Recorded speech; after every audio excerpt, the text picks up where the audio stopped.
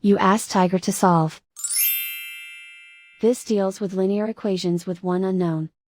The final result is x equals 31/6. Let's solve it step by step. Simplify the expression. Expand the parentheses. Multiply the coefficients. Simplify the arithmetic.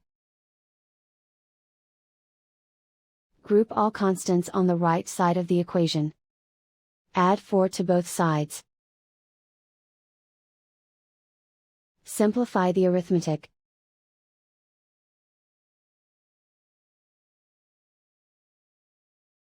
Isolate the x. Divide both sides by 24. Simplify the fraction. Find the greatest common factor of the numerator and denominator. Factor out and cancel the greatest common factor.